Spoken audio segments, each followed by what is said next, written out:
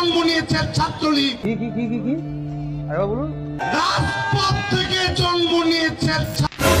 এই পাঁচহাটা লীগের কথা ভাই আমি একদমও বুঝি না। একে তো তারা বলে তারা নাকি রাজপথ থেকে জন্ম নিয়েছে, মানে তারা কি ভাই আসলে মানুষের বাচ্চা নাকি কুত্তার বাচ্চা কে জানে। তার উপর এখন তারা মারামারি করার জন্য পোলাপাইন ভাড়া করে নিয়ে যেতেছে। গতকালকেরই কথা ভাই, রাস্তা দিয়ে যাইতেছিলাম আমি, কতগুলো ছাপড়ি আমারে বলতেছে ভাই যাবেন 300 টাকা দিমু আমনের। ব্রো লাইক সিরিয়াসলি এগুলো কোনো কথা? পাঁচহাটা লীগের পোলাপানরা কি আসলেই পুটকি দিয়া পাগল? এই পোলাপানরা কিছুই পারুক বা নাই পারুক, রাজপথে ঠিকই দেহ ব্যবসা করতে পারে।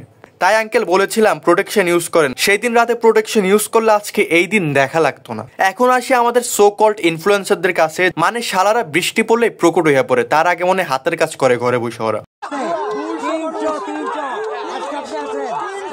ও শিট ব্রো, এটা কে? রাফসান্দা ছোট ভাই। আজকে আমাদের ছোট ভাই তার ছোট নিদম্য দিয়ে সবার দিদম্য শেষ করে দিবে। এইটা কোনো কথা? ছোট ভাই বি লাইক এসেছিলাম নেতা হতে, কিন্তু তারা আমাকে খেতা বানিয়ে পাঠিয়ে দিল।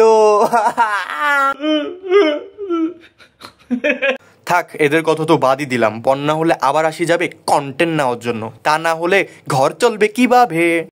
अरे बाप रे, ये तो धोती खोल रहा है। এখন আসি আমাদের সবার প্রিয় নানি শেখ হাসিনার কাছে।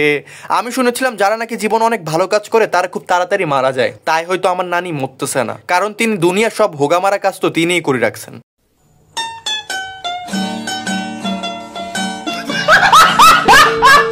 আমার নানি এতটাই বোকাচোদা যে তিনি তার কুত্তাগুলোকে রশি ছাড়া ছাইরা দিছে। এখন কুত্তাগুলো কিছু পারুক বা নাই পারুক, শিবির জামাতের নাম দিয়া ভ্যাবাও ভ্যাবাও ভ্যাবাও কুত্তে আছে। তারাও বা কি করবে, আমার নানিরটা তো চাটা লাগবে, না চাটলে তো তাদের ঘর চলবে না। ऐसा मत करो मेरी जान। কিন্তু এত কিছু করার পরেও আমার নানিকে তার গদি ছাড়তে হলো। बकचोदी मत कर लौड़े। So I miss you, নানি।